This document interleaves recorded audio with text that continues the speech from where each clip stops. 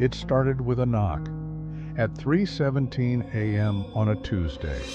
In a quiet rural town where nothing ever really happens, where people still leave their doors unlocked and kids ride their bikes after dark, Emma Carson was awakened by the sound of someone knocking gently, rhythmically, on her front door. What's strange isn't just the hour or the silence that followed each knock like it was waiting to be noticed. What's strange is that Emma lived alone, miles from her nearest neighbor, and her house was surrounded on all sides by pine forest. She'd installed cameras around the perimeter, motion detectors, even floodlights, but they didn't go off. Yet still, the knock came, measured, polite, as if from someone who already knew she would answer. Then came the whisper, her voice. "Emma, please open the door. I'm cold." It was her exact voice, not just similar, not just close. It was identical, and that was just the beginning of a nightmare that would spiral into madness, leaving behind police reports, torn out pages from a psychiatrist's journal, and a house the locals now refused to go near. Emma Carson was a school teacher who had traded in city life for solitude. After a nasty divorce and the death of her father, she needed peace. She bought a small cottage in White Hollow, a remote village with a population so low it didn't even appear on most maps. The house was old, creaky, and surrounded by thick woods, but it was cheap and quiet, and for a while, Emma felt like she could breathe again. She taught at a small school in the next town over. The kids loved her. She had no enemies. And she liked her routine. Coffee at 6:30, drive to school by 7, back home by 4. It was a peaceful life, predictable, comforting, until the knock started. It was November. The air was cold, but not yet cool. Emma was asleep. Her German Shepherd Max curled up at the foot of the bed. Knock, knock, knock. At first, she thought it was part of a dream. She even rolled over, but Max was growling, low, guttural. She sat up, heart racing. She listened. Nothing. Then it came again. Knock, knock, knock. This time there was no mistaking it. It was coming from the front door. She got up, pulled on a hoodie, and checked the hallway camera on her phone. Nothing. The porch light was on, but no figure, no shadow, no movement. Just silence. And then the voice. "Emma, please, open the door. I'm so cold." Her stomach flipped. She froze. Because that voice, it wasn't just familiar. It was hers, her exact voice, down to the inflection, down to the tired breath between words. She backed away. Max barked violently, then whimpered and ran under the bed. Emma didn't open the door. She didn't sleep. She sat on her bed with a kitchen knife and her phone until the sun rose. The next morning, there were no footprints outside. No evidence anyone had been there. Cops shrugged. Probably a prank incident. Maybe a dream. But it wasn't. The knocks came again. Every other night. Always at 3:17 a.m. Always followed by her own voice. The requests changed. "Let me in. I'm scared. Please, Emma, don't ignore me. If you don't open it now, you'll regret it." Then a note appeared inside her house, folded neatly on her pillow. She lived alone. All windows were locked. Max hadn't fought it. The note read, "Don't open the door, no matter what you hear, no matter who it sounds like. Don't." And the paper tested. No fingerprints. The ink was fresh. She didn't recognize the handwriting. She set up more cameras, infrared, audio sensors. She even hired a private investigator named Darren Holt. He stayed a night in the guest room.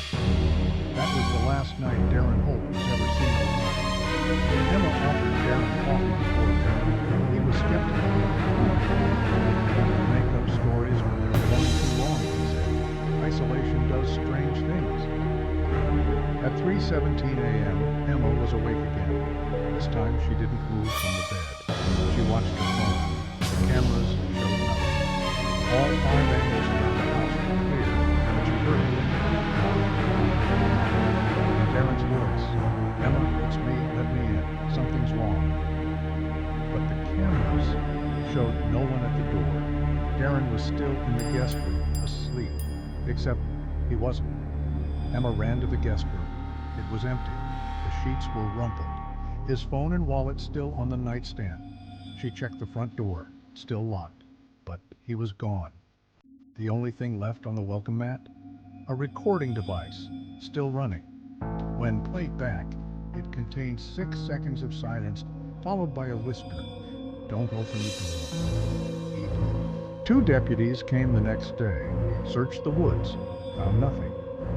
The only thing they discovered was a second Emma, a perfectly matching face, on one of the camera frames, caught for just a split second. Pale, smiling, standing outside the window. It was blurry, but unmistakable. They advised Emma to get some help, told her to talk to a psychiatrist. But they wouldn't file a missing person report for Darren.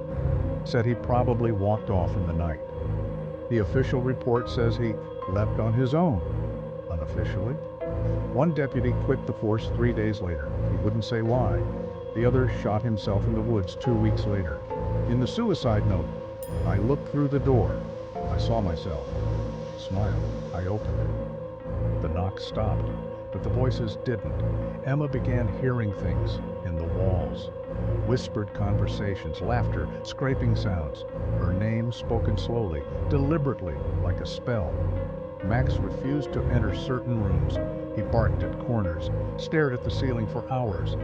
Then one day she found him dead in the hallway. No wounds, just eyes wide, mouth open, like he'd seen something that stopped his life. A new note appeared, folded in Max's collar. It's not the door, it's what's behind it, and now it's inside. Emma kept a journal.